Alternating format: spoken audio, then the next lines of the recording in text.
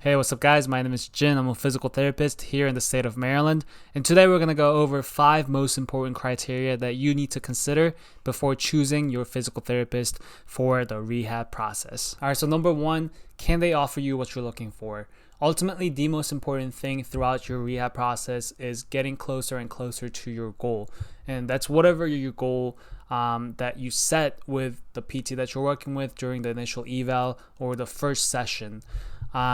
Whether you are a patient that is recovering from a total knee replacement surgery and your goal is to be able to walk with less and less pain, or whether you are a patient that is coming in with a frozen shoulder and you want to be able to do the things every day with less pain, that is a goal. So can the PT offer you the resources, the skills, the knowledge, and work with you in order to get closer and closer to that goal is extremely important. And how does that really happen? Well, the exercises or the treatments that you, the patient, participates in every session need to be functional. It needs to mean something to you personally. So it can't really be any other cookie cutter exercises that the rest of the patients with similar medical conditions do. I mean, yeah, you can do that, but it's not the most effective form of rehab. The rehab and the exercises all need to be geared specifically towards you.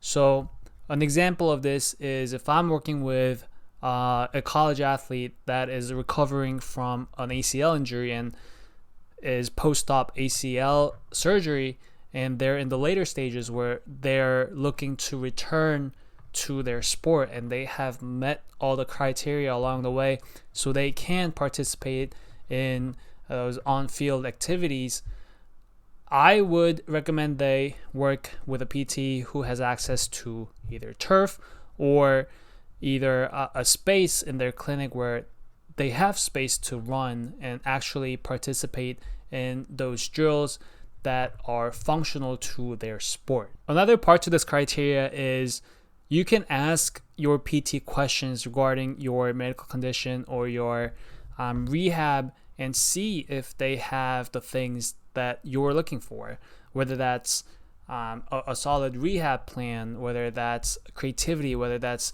access to resources inside the PT clinic, whatever it is. If you get that understanding from the get-go and communicate that with the PT, you'll have a good start to your rehab process, as well as being on the same page with the PT, so you know exactly what they can offer you and what you're looking for. All right, criteria number 2, can the PT communicate effectively with you, the patient? That not only helps you guys be on the same page from the beginning, but throughout the whole rehab process, it's going to be a constant back and forth to see what works and what doesn't. And this really should go without saying, but see if the PT that you're working with can communicate with you, the patient, with respect and with professionalism, because that does matter, right? You definitely don't want to be stuck with a healthcare provider that doesn't treat you with respect.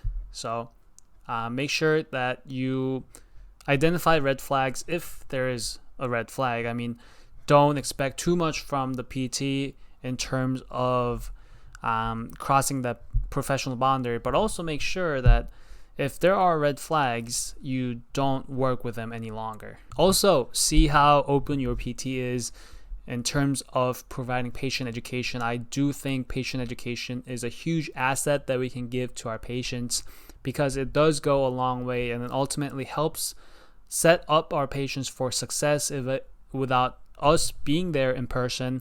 It's not like we're going to be there giving different exercises throughout the week, all day, every day. And so giving the patient what they need in terms of the resources and education, I think, is very important. So if your PT that you're working with is very open to providing you with that information, I think that's a huge bonus. All right, criteria number 3 is observe how other patients are doing in that clinic. Most of the times, the way that the other patients interact with other PTs or other patients interact with other patients generally reflect the culture of that clinic. They say you are the average of 5 people that you spend the most time with. You're going to be spending quite a bit of time in outpatient clinics. I strongly believe as humans, we tend to mirror our social surroundings.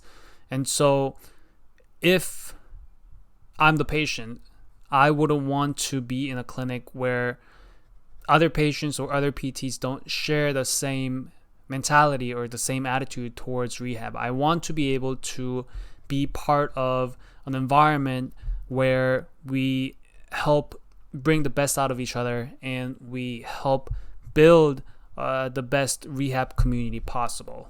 All right, criteria number 4 is, do they rely on your efforts, you, the patient, not just them, the healthcare provider, in making progress during their rehab? Ultimately, we can't do everything for you. We can provide advice, we can give you a general direction of where to go, but you have to put in the work. You have to make that lifestyle change if needed. You have to do those exercises. And so if a PT seems like he or she relies too much on passive modalities, like e-stim machine or ultrasound or heat or ice, that could be a red flag if they rely on them excessively. I mean, these things can come in handy here and there. I'm not saying, oh, he or she uses ice every day. That's not good. I'm not saying that at all. Just look out for how active your rehab is in that clinic versus how passive it is. Do you go on heat for 15-20 minutes every time you go there? That's very passive. So you want to be able to make your rehab active so it's that much more effective. Criteria number 5, last but not least, isn't really about the PT per se. You have to do your research in finding more about the PT or the clinic.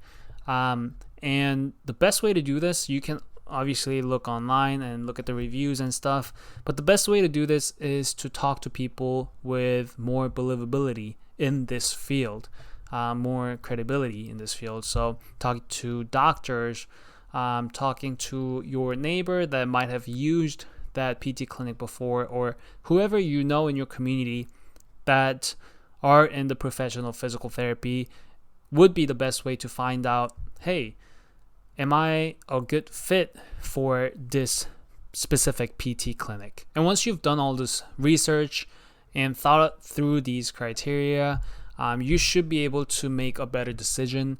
Just like anything else in life, it's not going to be perfect from the get-go.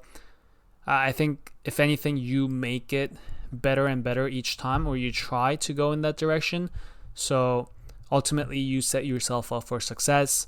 But as long as you try to continue to make it better and your PT is communicating well with you and you guys have the same goals, I think that's a great start.